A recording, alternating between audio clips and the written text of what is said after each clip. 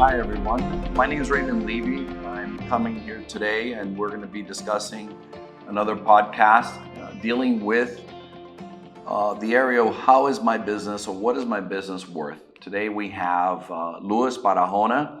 He is a director in charge of business valuation and litigation support, and I want to welcome him today in this time with us. Luis, thank you for coming today. Thank you, Raimundo. It's a pleasure to be with you and with everybody. I am more than delighted to share my experience and add my 2 cents to your questions and inquiries regarding business valuation and business strategy. So more than happy to be here with you. So great, excellent.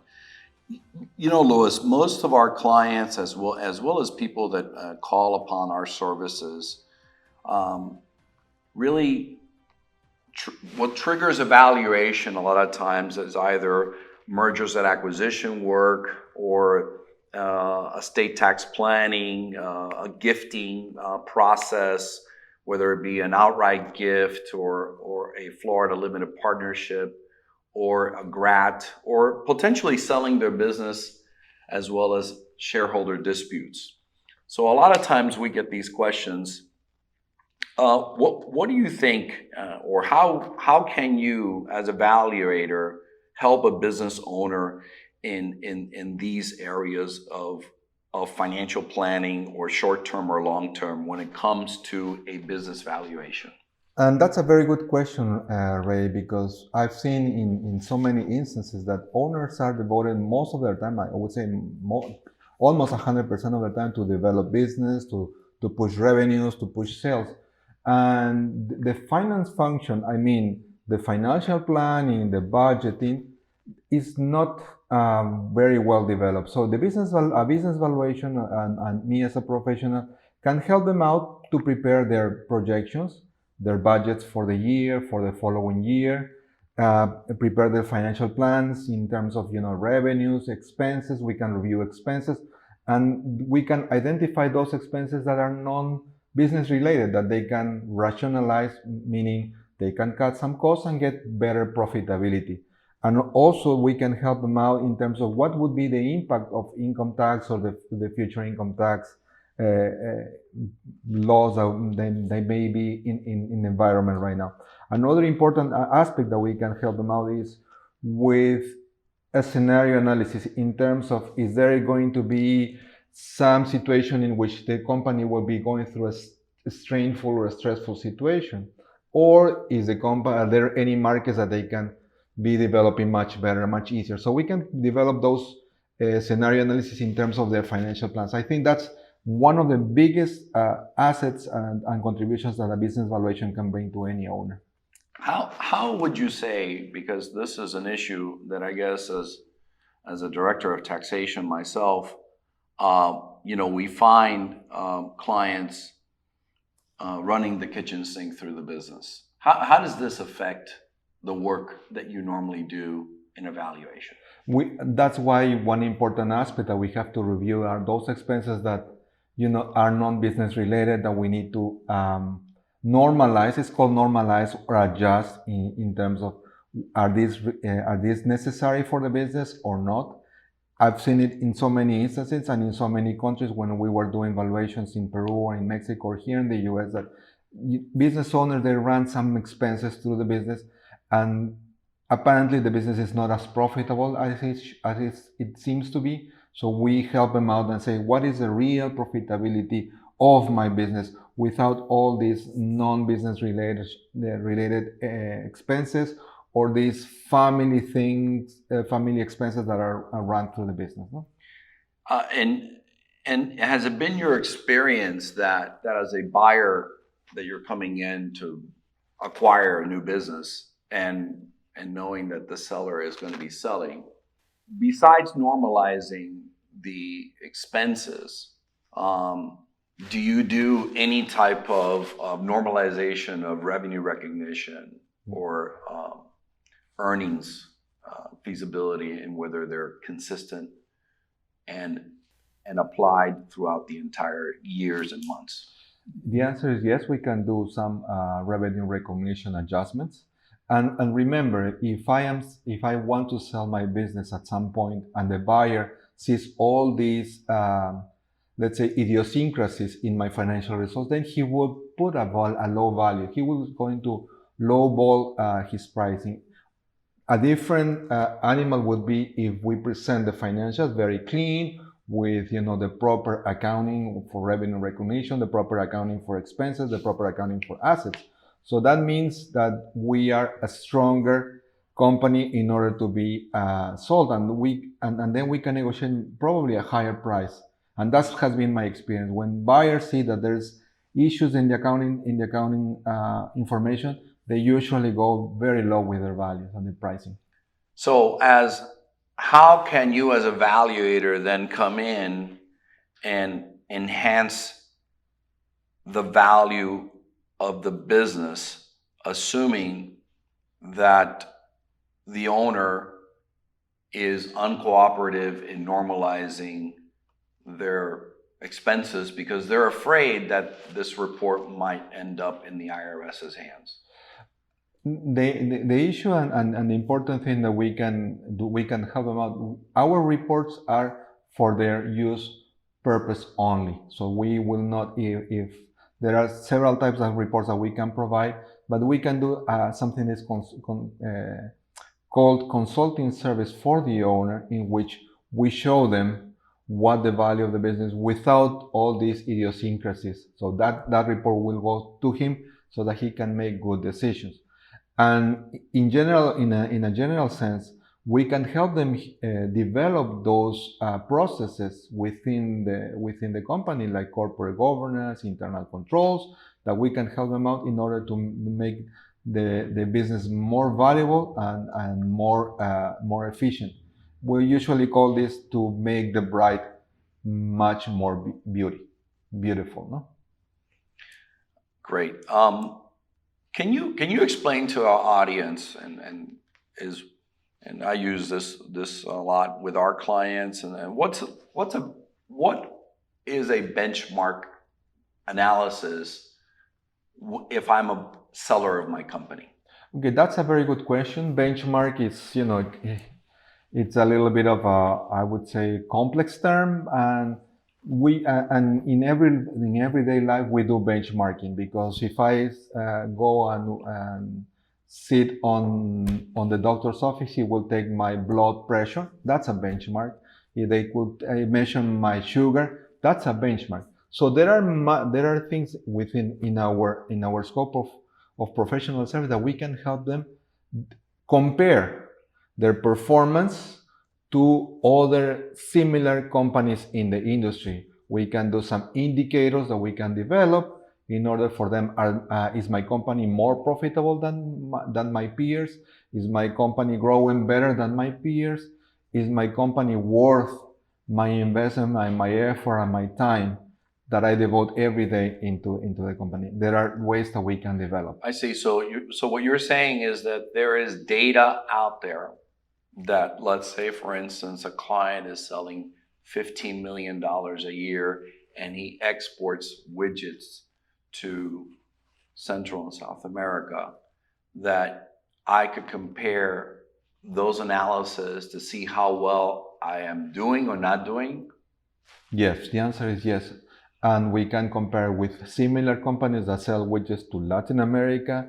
We can compare to their peers in Latin America. There's data available to us that we can help the business owners compare him or herself and his or her company to these other peers or industry competitors. That's an interesting point, because that would be very interesting if you were called in to do a benchmark by somebody, and then you find out that the owner is basically underpaying himself in comparison to other people in the industry. Because normally owners think of either leaving money in the business to finance, or in other cases, they expense out everything as much as possible in terms of compensation. So that's an interesting measurement. Great.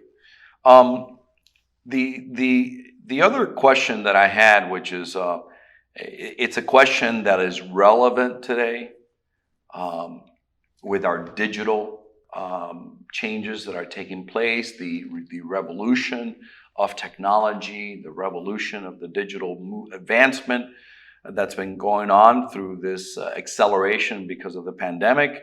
And it's basically has accelerated this about 10 to 15 years.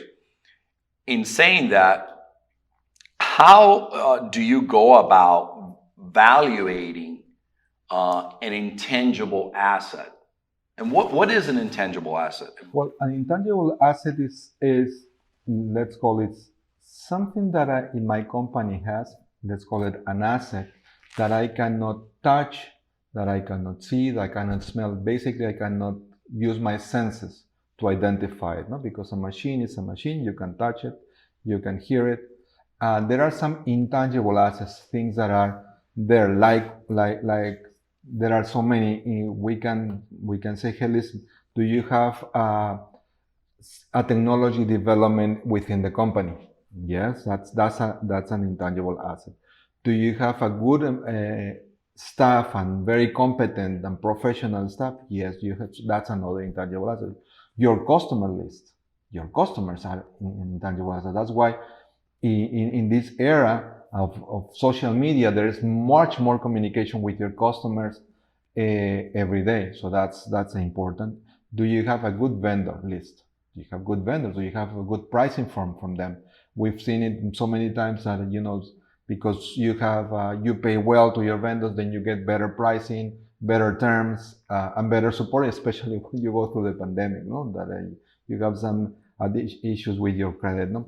Then you have your patents, your trademark. That's very important, the trademark. One thing that we advise owners is that basically sometimes they are the business. They are the business. So they are so immersed into the business that everybody knows Mr. Smith or Mrs. Green, and they cannot separate from the business. But at the end of the day, once Mr. or Mrs. Green, they want to retire, then the business suffers dramatically. So that's a very good point, because what you're alluding to is there's a difference between enterprise value and professional value, professional goodwill. Mm-hmm. We're a CPA firm. Lawyers, they have, in essence, a professional goodwill as opposed to an enterprise value. When you're valuing a business, and let's talk about in generic terms, how do you delineate between enterprise value versus goodwill? Professional Yeah. goodwill, and that's a very good question, because we have seen also in the medical field, basically we follow our doctors wherever they go, so the practice suffers. So there's some methodologies that we use in order to separate what part of the total value is by the business owner or by the professional, and what part is enterprise value.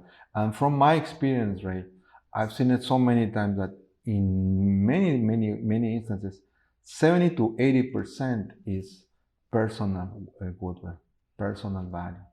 So, and if that person decides to leave the company, then there's nothing within the business. So just you are putting the business for failure, no?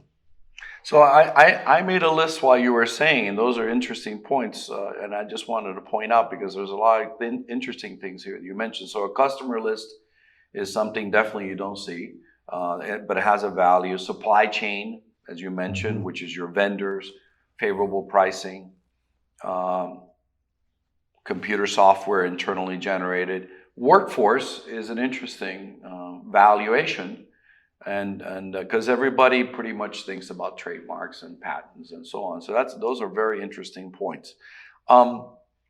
Lastly is, and this is a hot topic that I think, in the next evolution of years and our court systems as we get out of this pandemic, it is, especially in the litigation support area and how business valuation can help. We've looked at this pandemic as in essence an act of man, not an act of God. Mm-hmm. So if it's an act of man, then you would venture to say that your insurance policies that covers a loss of income should ultimately be covering these businesses that has lost their income because of this pandemic. When we're thinking about business valuation or loss of income, ultimately, what's your thought as time goes on and there's court cases that come up and insurance companies are unable to stampede the settlements, and there are court cases that win? How do you tell your clients now, a person that has been affected by the pandemic, what do they need to do now while the data is alive in 19 and in 20 to prepare themselves for the case that could happen in the next 2 or 3 years? And that's a very important question, and very relevant. And I've seen, to add to your point, I've seen now in the mergers and acquisition markets that buyers, they are bringing some claims against the insurance because the information was not properly prepared, the accounting information was not as transparent as they thought, or the multiple meaning, the value that they paid was higher than the one they really thought. So what I advise our client is to prepare in 3 main areas. First, develop and enhance your financial information function. All the financial, your accounting, everything in that respect. So that means they should go back to 2019, which is their benchmark year, which is a good year, right before the pandemic, and make sure that they got good, solid, clean financials that are leading into the pandemic. Yes. And the second part is develop and enhance your internal controls. Internal controls meaning supervise what the functions of your finance team, your sales teams, because we have seen that there have been what is called opportunistic behavior. If somebody, you have to provide all the internal controls processes within the company.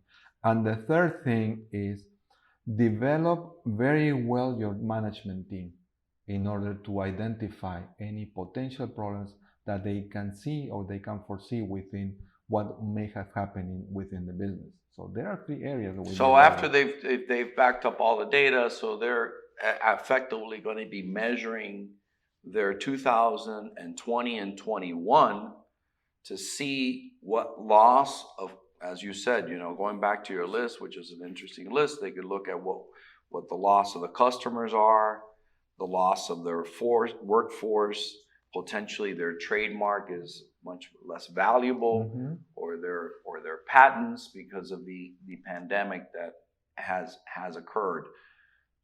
Would you say that would be a damage calculation or a loss of income?